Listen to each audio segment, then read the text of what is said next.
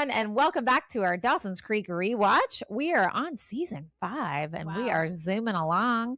We are on episode 5, and it was called 4 Scary Stories. Before I say the summary itself doesn't really match with the episode, so I don't know what happened. Yeah, okay. You ready? Yeah. It said, Jen solicits 4 scary stories during her Halloween night stint as a substitute DJ at the campus radio station. That didn't happen. I know. They just sat around at Grams's and told she didn't come stories. until the end. Right.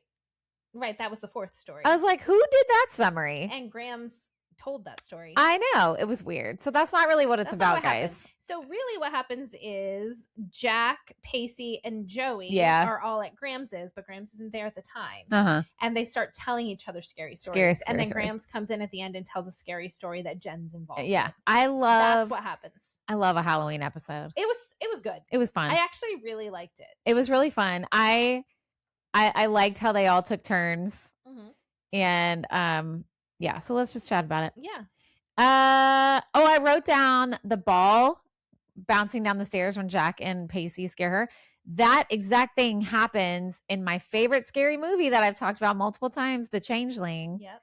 From the late 70s, because it's a kid ghost, and there's a ball that bounces down the stairs. So, and it happens in other scary movies too. Yeah. It's like a thing where like objects are sort of moving on their own. Does it happen in Poltergeist? I feel like yes. I can kind of see that in my head, but maybe I'm thinking of The Changeling. Yeah. I don't know. But anyways, I love that. So that's when they actually try to scare her. So Joey tells the first one. Yeah. Yeah. And so hers is that she's at the library. And I love that her roommate, Audrey, I know, is Carrie. Without the blood.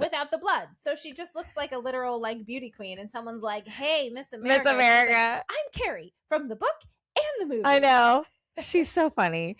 I loved her character on this show. They did such a good job. And what I just, from decades of knowing who she is now, know of her personality. I know. She really infused a lot of her personality in that character, and it worked. And she does it in, I feel like, a lot of the characters she has played. Like, she finds a way to put her own little self in there, even if it's not obviously herself, but you know what I mean? It's very enjoyable. Anyway, of course, like, I love Joey's story. She's like studying, and there's this quote unquote creepy guy, and then there's this good looking guy. I'm like, of course it's the good looking guy who's going to be the weirdo. Yep, like, I knew that from the beginning. Me too. I was like, that guy in the back, I thought he was like a ghost or something. The guy eating the peanuts. Oh, yeah. And I'm like, of course it's a good looking guy who's the psycho. But then she like kicked his ass, and I was like, yeah, she sure did. But I did say like, creepy guy in library, scariest part of life. Well, like just like in general, being somewhere and feeling like someone's watching you or creeped out, and you're like, how do I get to my car or leave here? And what's funny is normally, they say like, go up to someone and like pretend like they're your friend or your boyfriend. And so Joey did that. But then it went wrong. It was that guy who was trying to get her. Goes to show you, women are never safe no matter what. So never. And they made a comment. Joey says, yeah, that kickboxing really paid off. And then the guy says, that was a very Crouching Tiger, Hidden Dragon. Yeah. Oh my God. Can I tell you something so funny I used to do when I had been drinking in college, and we would walk home instead of drive. And we would walk home, and everybody probably back in the 90s probably did this, and they probably shouldn't have. Like, we weren't exactly walking in great places at like 2 a.m. and it's dark and we're walking home. Like, my friends would make fun of me because I'd be like, I'm not scared. I know Tybo. Like, that's it. Like, I'm going to be like, roundhouse kick. Let's go. Right.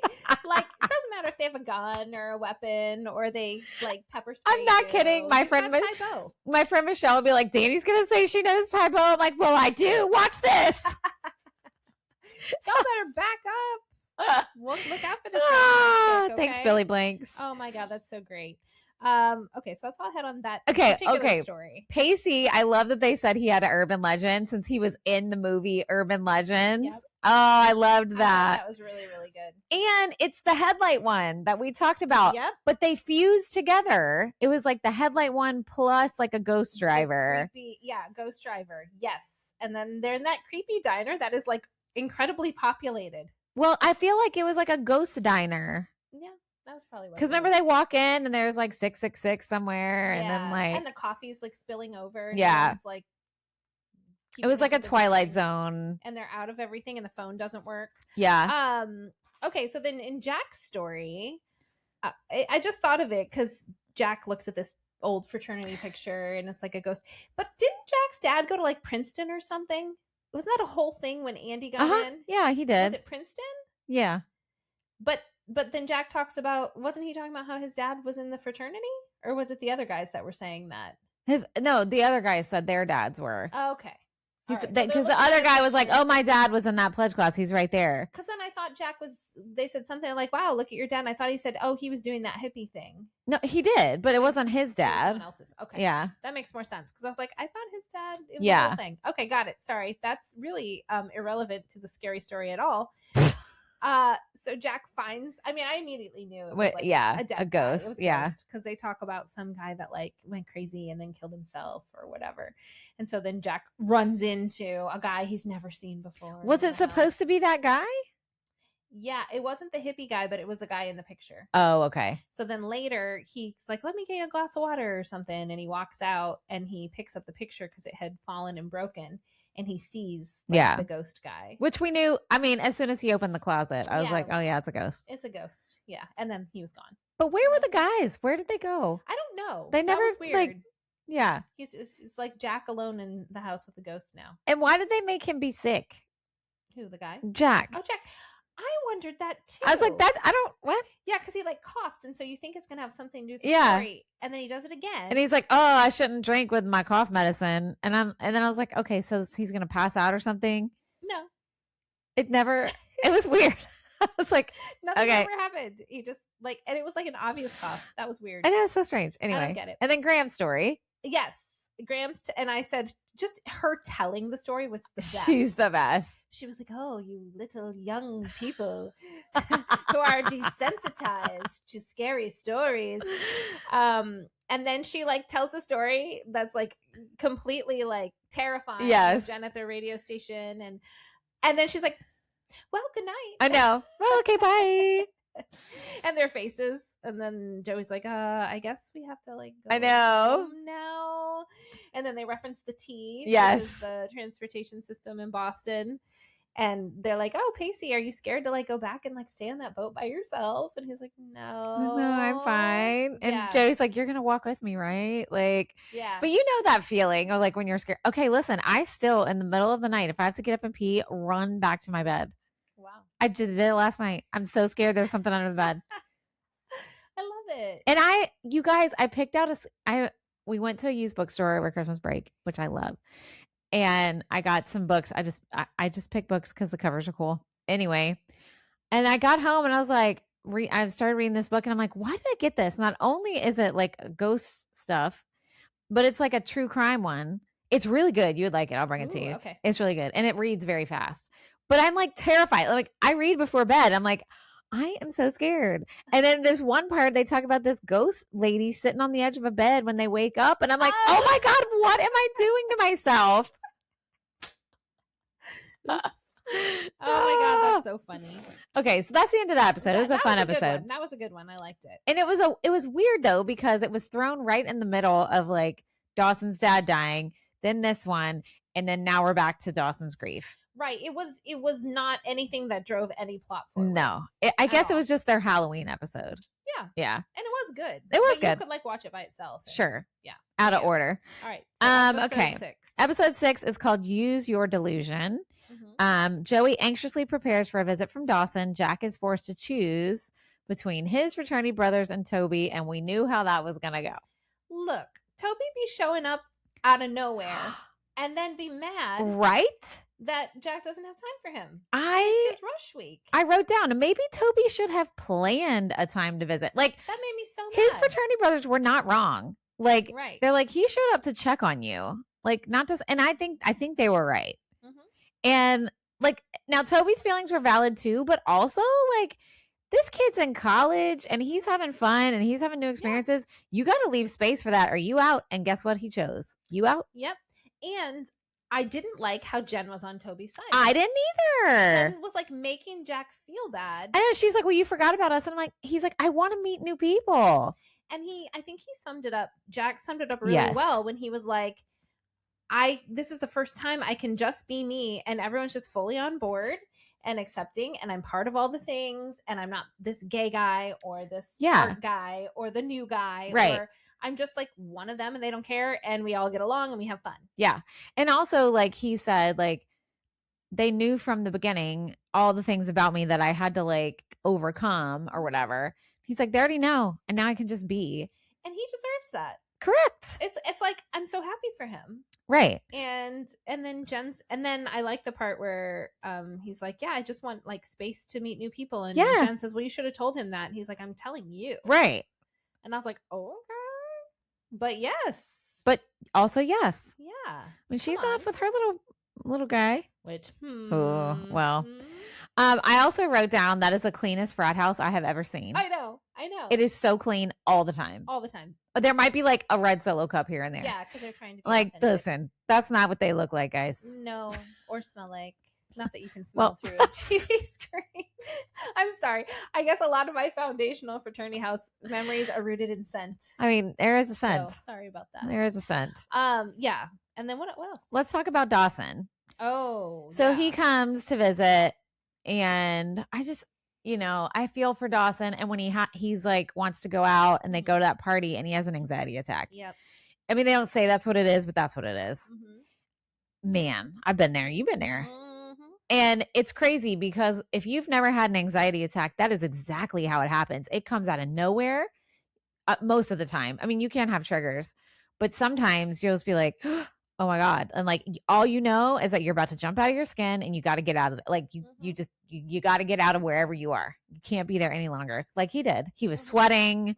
Like, happened to me inside an MRI machine. Jesus. And I had to I was like hitting the panic button. They came and got me out. I mean, obviously that was a trigger.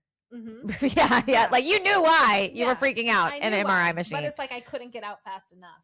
And then I was like, I have to leave the building. Yeah. Oh yeah. Cause you got to go. Get me on, I'm leaving. Which, I mean, they see that all the time, which is why they give you the thing. Yeah. You know what's weird? I've had a lot of MRIs, and I am able to keep it controlled because I don't open my eyes. And that helps. I know, like, from the instant, it's even like the open MRIs still feel closed. Mm-hmm. Do you know what I mean? Mm-hmm. But I have to be like, okay, you're about to go in here. Just don't open your eyes, and you can do this. And it's so loud that almost helps me. Yeah, it kind of draws. I've had other MRIs. That's the only time I've ever freaked out. Oh, really? Mm-hmm. And I haven't been back. I actually still need to go back and do the same thing. Oh, God. I'm too scared. But they did say they'd prescribe me something. And I was alone, because I'd never had a problem before. So I was like, I'll just go and do it. And it was later than it was supposed to be. It was like delayed. I hadn't eaten. I'd had a lot of caffeine. Katie. And they were looking at my brain, which always freaks me out. Okay. So number one, the two most basic things in your life, which is fuel and sleep. Yep. Out. Those are huge triggers for anxiety. Like, so, and then you had too much caffeine, which also is a big no-no. And I was alone, like sitting there waiting by myself. And it was something you're already scared about without being in a machine. Correct. Yeah. So do you know what I did when I left? I went to Arby's. Good. I drove myself to Arby's. I didn't even want to go inside. I went through the drive-thru. I parked in the parking lot. Hey. I ate a full meal in my car. Yeah. And had some water. Didn't even get like soda or anything. I was like, I do not need more caffeine or sugar. And then I drove myself home. Yeah. But they were like, okay, next time, eat. Yeah. Come medicated. Yeah. And bring someone with you. Yeah. And you'll be fine.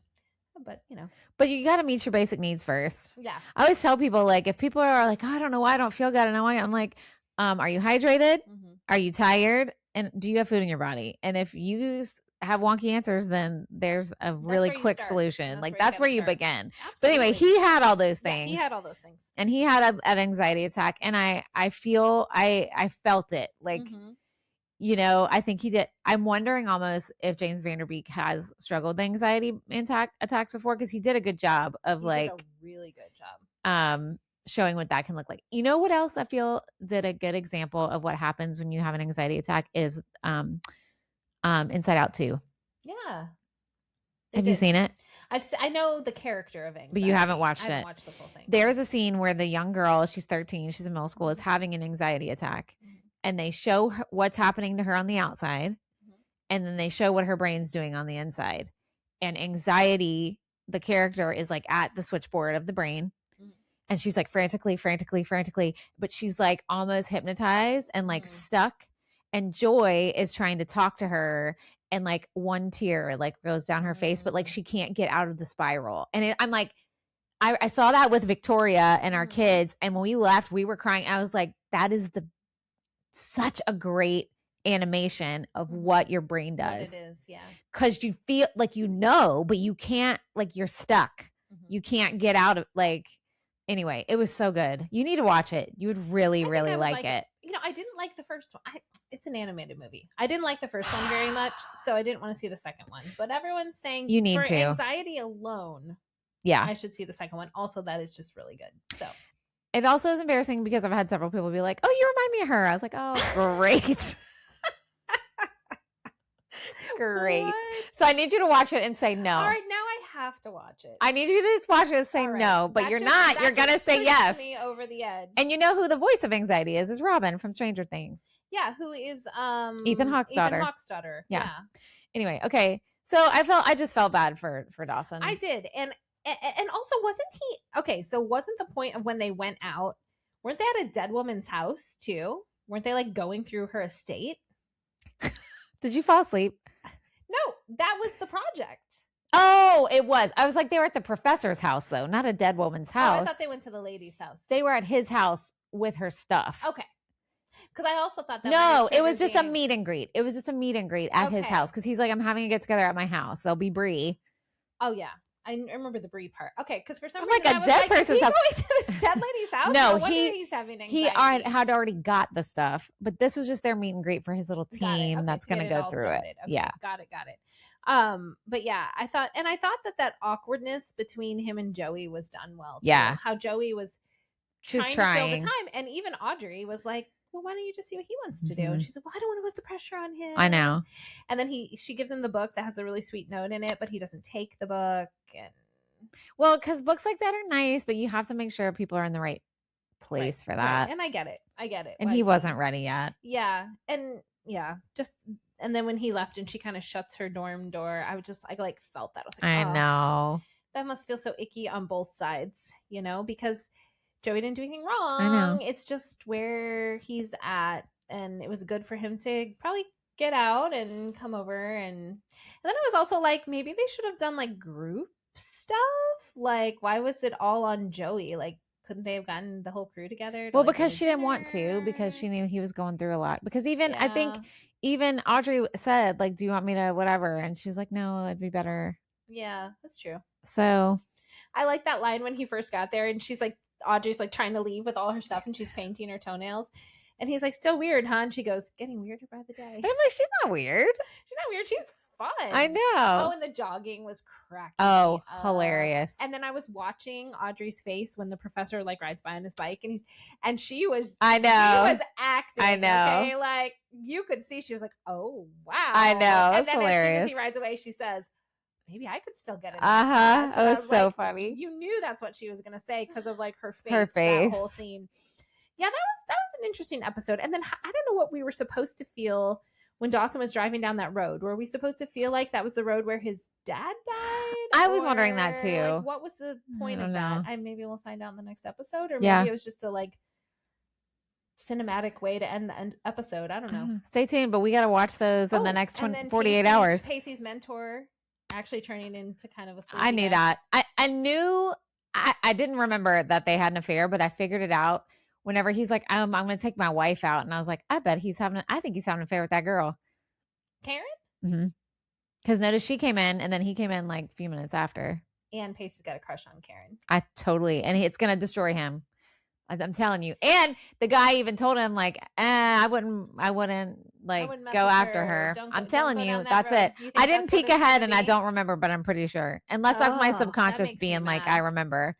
Oh, we'll find out. And listen, we're recording twice this week. We're recording again in 2 days. So we're about to literally find out. About to watch Dawson's in the next 2 days at some point, and Family Matters episodes. Yep. But those are so short. Those are easy to knock out. They're so fun. I can't wait. They're easy to knock Awesome. out. All right. Well, this one wasn't too long either, but that's because the Halloween episode was kind of like meh. Yeah. It was fun. But that's okay because our main episode was like 94 minutes. Right. So together you get about 2 hours of content this week, guys, when you put it all together. Plus more on the way. So thanks for listening, and we'll see you on our next episode. Yes. Generation in Between. Bye. Bye.